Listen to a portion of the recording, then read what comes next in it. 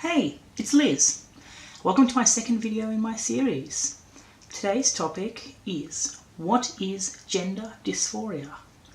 According to the Diagnostic and Statistical Manual published by the American Psychiatric Association, gender dysphoria refers to the distress that may accompany the incongruence between one's experienced or expressed gender and one's assigned gender. Now, simplified, this means when a person feels distress because their biological sex is different from their gender identity. Now, if you don't know what biological sex and gender identity are, please go back to my first video. It's okay, I'll wait. You back? Good. Now, many of you will be asking, isn't that the same definition as transgender? You'd almost be correct. Transgender refers to the fact that a mismatch exists. Dysphoria is the fact that distress is present because of this mismatch. If you wait, in my third series, I will be going through the diagnostic criteria for gender dysphoria as per the Diagnostic and Statistical Manual. So I will go through that a bit later, but essentially just a distress exists.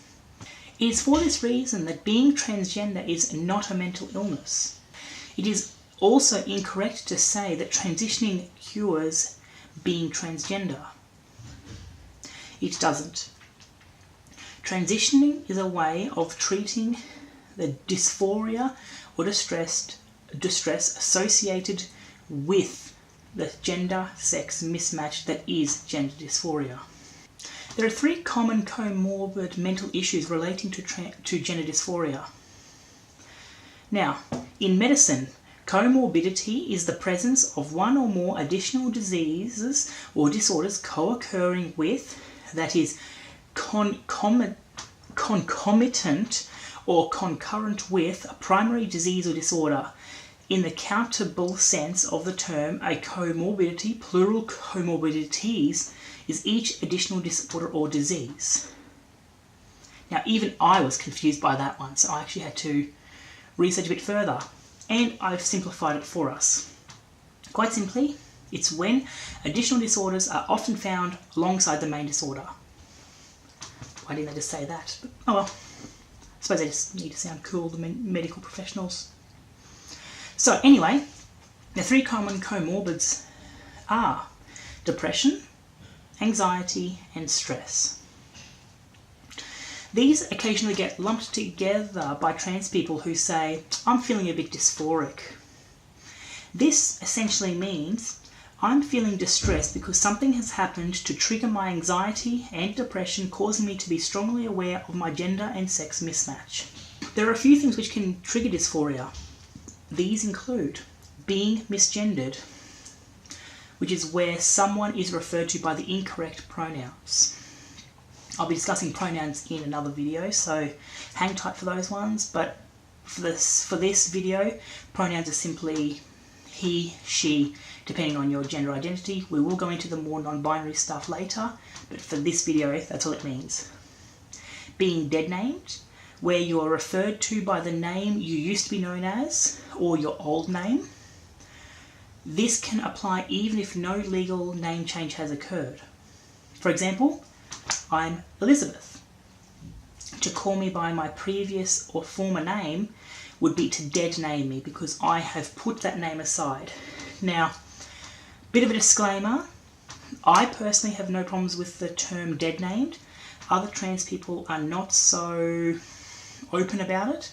Therefore, please ask them before using the term around them, as they may not be comfortable with the term. They might be, but they may not be, so just ask them. Okay, the next one is being asked the status of your genitals. Now, this is where someone may allude to you as being your biological sex because of your genitals, and being asked your chromosomes, which is similar to the one before, but it's where someone may allude to you as being your biological sex because of your chromosomal makeup. Now, there are others, but don't have time to discuss everything today. Now, why do these trigger dysphoria, you may ask? Well, let's start with misgendering. I have seen two types of misgendering with two subtypes: direct and indirect, intentional and unintentional. Then I've also found the one that's the almost misgendering. Direct is when misgendering occurs to you directly. Hello, sir, instead of hello, madam. Indirect is to a third party. For example, you come into a shop. Hello, yes, I have a gentleman here. Yep. Instead of, hello, yeah, I've got a lady here. Now, intentional versus unintentional, I think, are self-explanatory, but quite briefly, intentional is when it's done with malice. Unintentionally is when someone may not recognise your gender identity and uses the incorrect pronouns accidentally. Now, the almost misgendering is when someone stumbles over gender pronouns, such as, hello sir, so sorry, madam, or hello madam. Now, misgendering triggers us because it makes us feel as though we do not pass as our chosen gender. When misgendered, most of us think, oh, does that mean I don't look like a girl because they called me sir? This triggers our anxiety, which makes us doubt what we are wearing, what we are doing, how we are walking, how we are talking, etc. Now, ironically, an intentional misgendering is often less triggering for us because we expect it. So, for example, we expect it from certain people. If we've experienced it from a certain person and we know they're going to do it, we're ready for it. For example, a certain type of person. I myself am religious, therefore I would expect my priests, pastors, parishioners, everyone that's related to the church to refer to me by my previous pronouns. And as much as that hurts, I'm prepared for it. I mentally prepare for it beforehand. Unintentional triggers us a bit more because it's unintentional. It's out of the blue, not expecting it, especially as if for the whole day we've been correctly gendered and then for this one time we get misgendered. It happens. Next, I want to discuss dead naming. This is perhaps one of the worst things to deal with during the initial transition. When we transition, we choose a new, more suitable name for ourselves. This name is what we intend to be known as henceforth. It is the first step in our transition in many cases.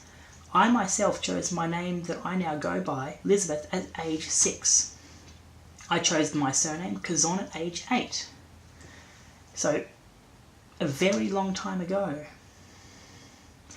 It hurts us a lot when we are called by our old names.